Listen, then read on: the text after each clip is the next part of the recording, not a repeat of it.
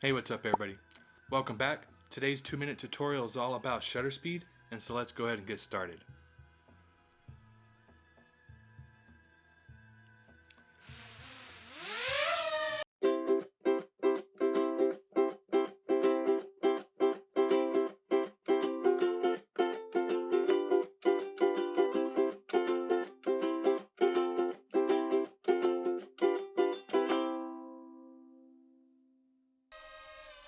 Okay, so I'm going to use my drone today to help demonstrate this, if I don't smack myself in the head with it first.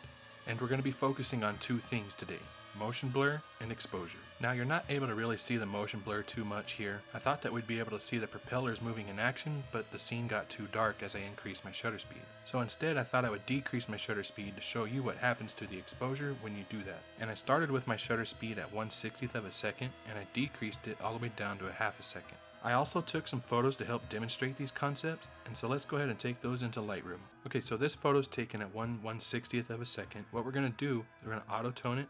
Now this photo was kind of dark, so I pulled out my light, and that is why we increased the exposure up one.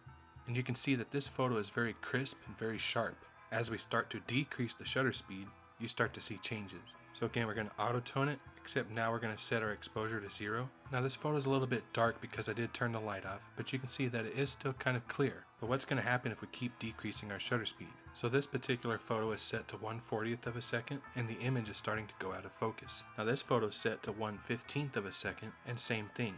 But did you see what else happened as we decreased our shutter speed even more?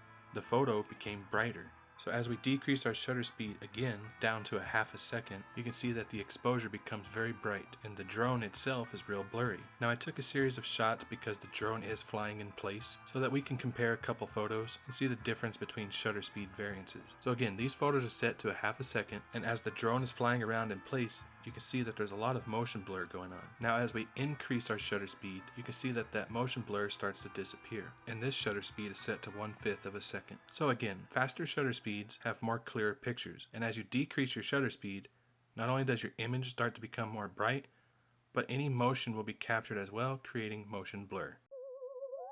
Alright, thanks for watching. Don't forget to hit the thumbs up if you liked the video, and I'll see y'all in the next one.